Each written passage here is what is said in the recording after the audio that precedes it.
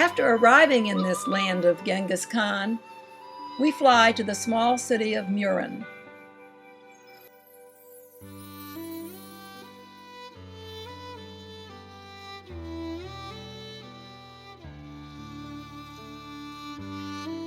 We find that Western dress is certainly not the norm here.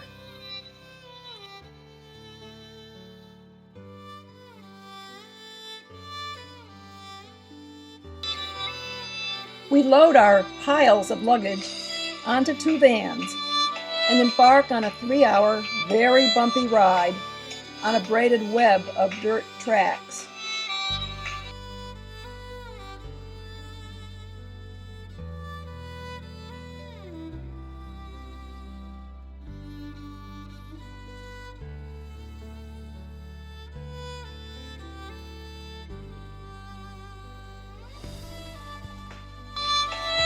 Although a road is under construction, there are only short stretches available, and we find ourselves picking whatever track seems most navigable and fording streams as they rise from the rains.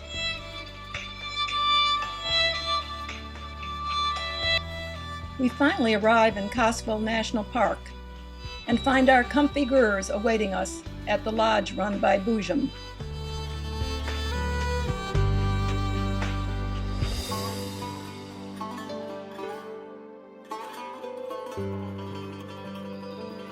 The license plate display attests to a far-flung range of visitors. We get our toilet instructions and sample our first Mongolian Genghis Khan vodka.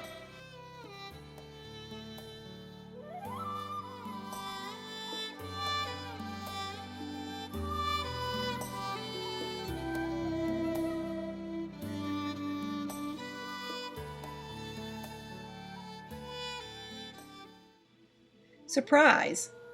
We find a supply of beer, even vodka, included in a huge mountain of supplies going with us, as we cram into the vans and head through town for the dock where our transport up the lake awaits us. Note that technology is found even here.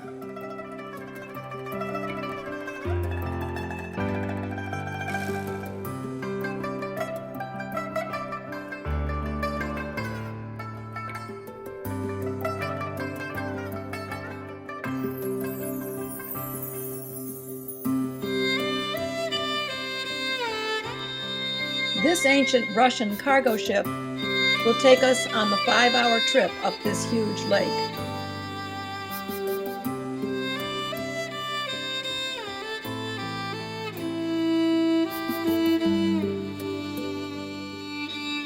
We eye the snow-covered peaks a bit warily. We know we have to ride through these mountains to get to our Nomad Valley on the far side. But meanwhile, let's relax.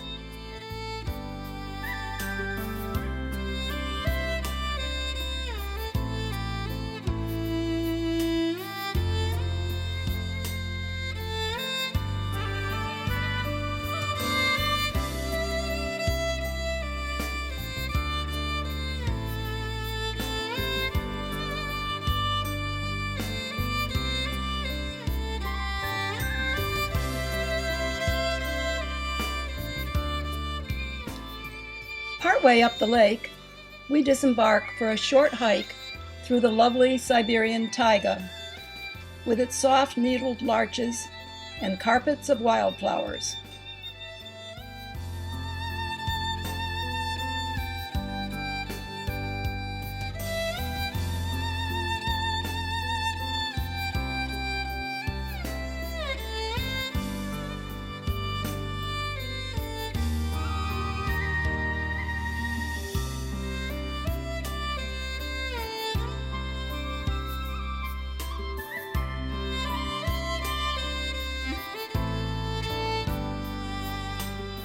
We come upon an oboe and do the ritual encirclement, admiring the skulls and other mementos left by those before us.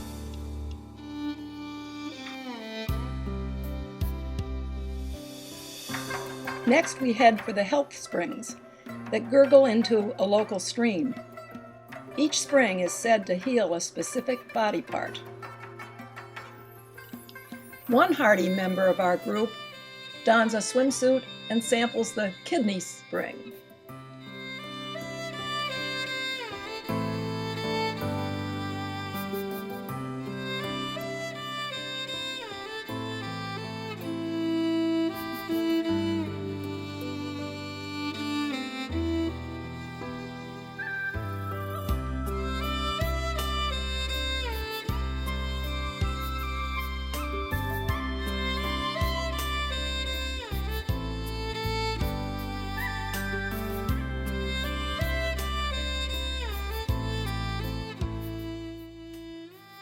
Back to our ship, where you'll see our means of boarding is a bit precarious.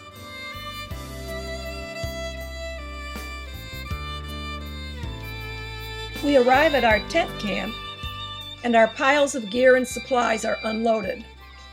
And finally, we see some horses.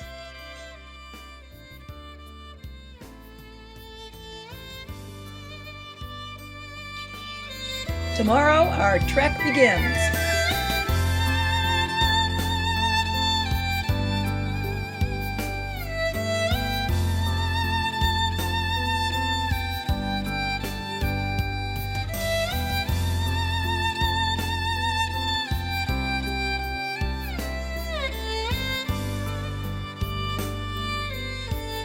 Betty is ready.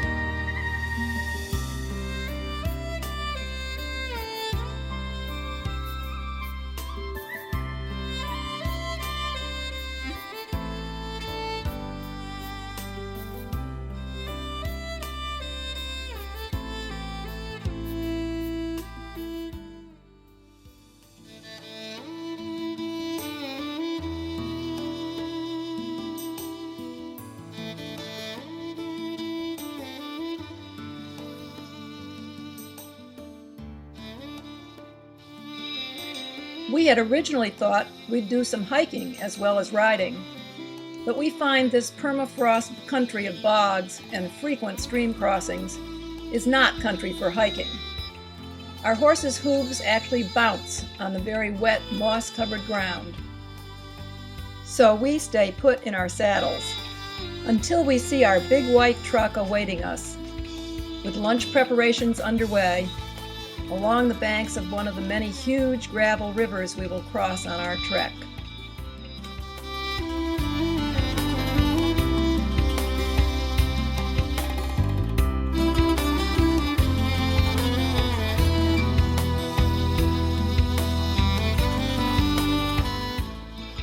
Here we sample pine nuts, a local specialty.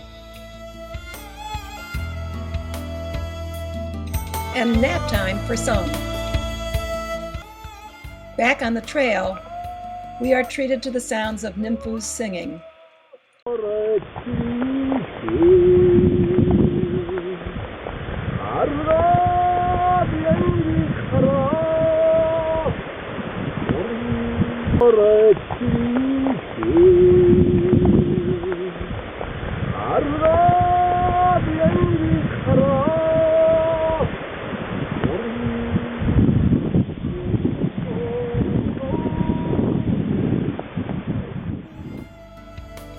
It feels good to get off.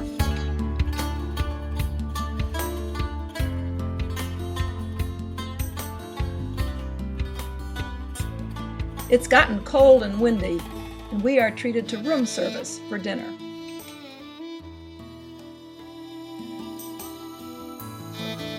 Getting ready for another day.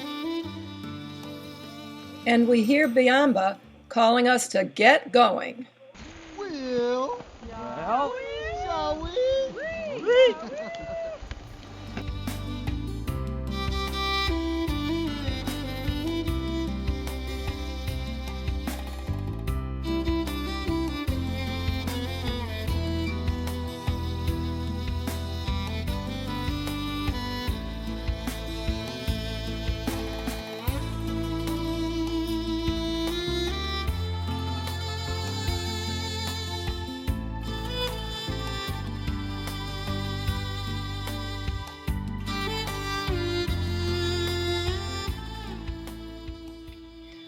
Our wranglers cook their own fare, and another great Western-style lunch for us. Check out these freshly fried potato chips.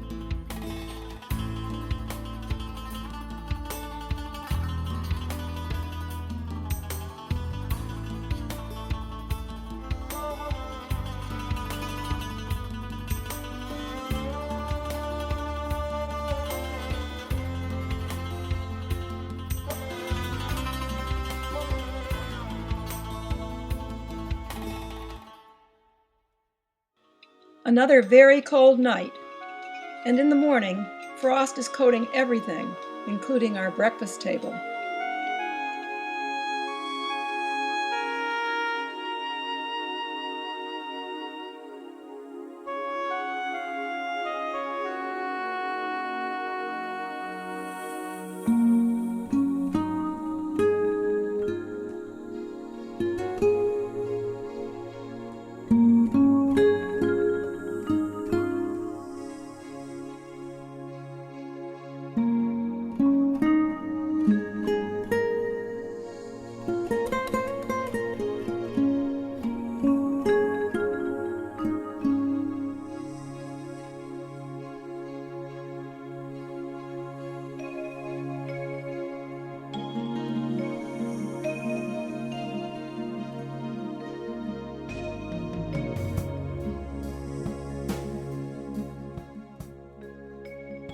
As we approach the Darhat Valley, our horses are pestered with the small flies that buzz around their heads.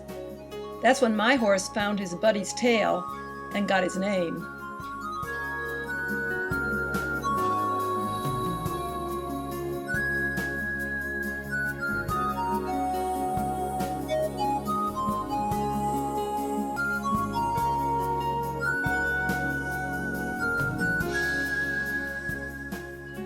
We see our first free-roaming herd of mares with their proud stallion, and increasing signs of habitation.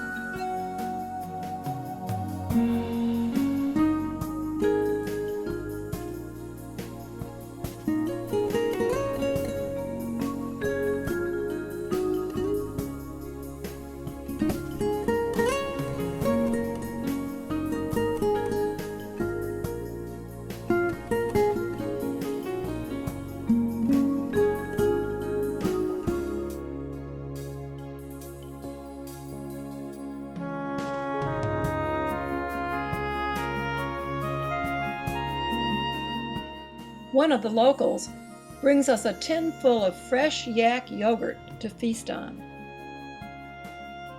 Delicious. We revel in this vast, expansive landscape filled with grazing animals in a valley that is over 100 miles long and ringed by high mountains in all directions.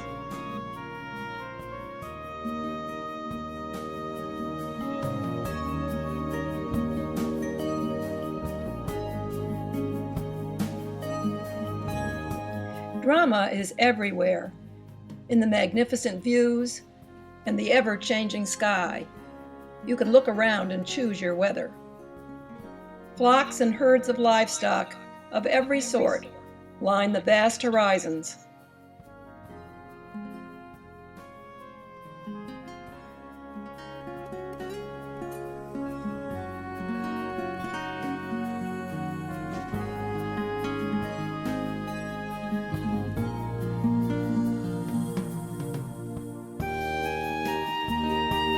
Tiger beer really hits the spot.